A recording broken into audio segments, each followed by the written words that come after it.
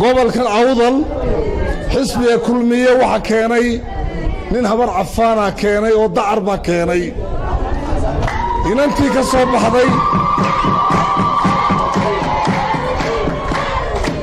inanta keliya la doortay ee ka soo baxday xisbiga kulmiye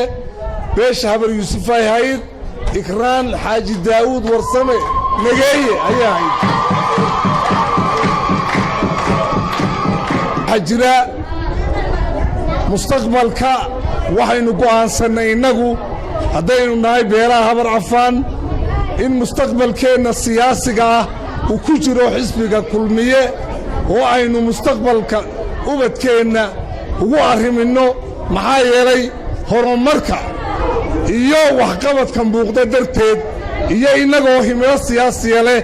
inaynu halkaa shurkad kula noqonno ayaynu hore u go'aansannay caawa isku imaatinkeenna meel walba baryahan waxaad maqlayseen qolo lahay jibraacin baa ku biiray waa cabdilaahi dheere iyo laba inanoo isku u seedi u yahay weeyaan ninkii baabuurka lahaa iyo ma qarinayno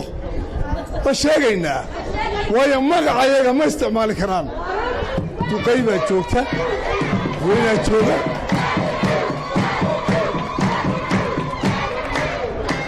xaggan dambana waxaa la dhigay xayn yaroo reenuuraa la dhigo abtiyaashaya iyaguna halkan ay fadhiyeen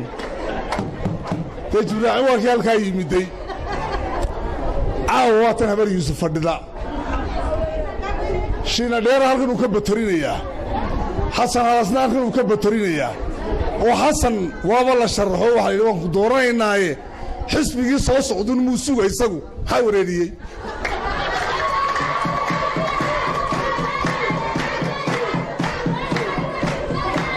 ka waxa weeye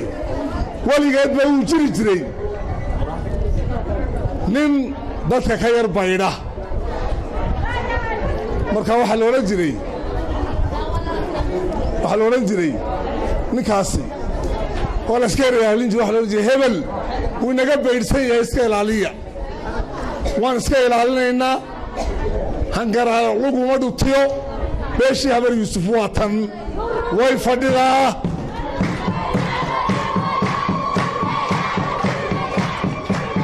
dooxan boorama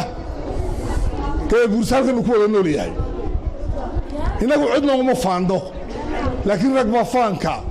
daara ku dhistay malaha raggaasi faanaya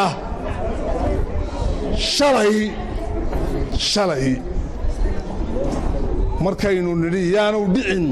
gacangada buursiyuuna daahir rayaala ku dhicin halkii kalaha ku dhaco rag baa codkii sheegtoo isku duuduubay oo yidhi annagaa codkan lahayn ha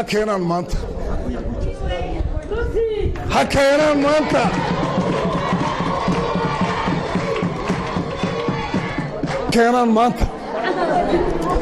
layskuma jira juun baannu nahay annagu habar cafaan baa la naydhaa ayaan siinanaa xisbiga kulmiye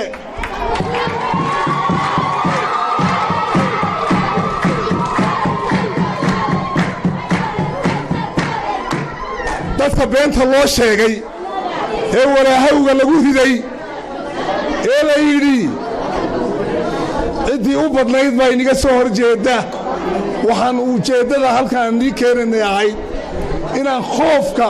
iyo doqonnimada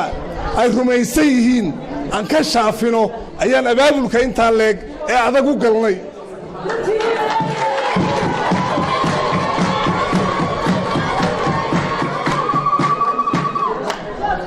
waxaan idiin sheegayaa siyaasaddu waa shurkad weeyaan shurkad baynu la nahay xisbiga kulmiye shurkadnimadana waynu ku faa'iidaynaa maanta waa iyaga berrina waa innaga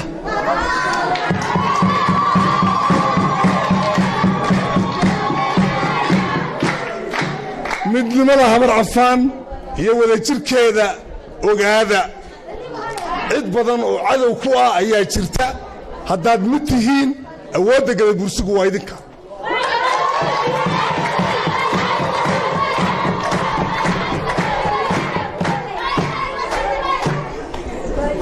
ogaada maskaxda ku haya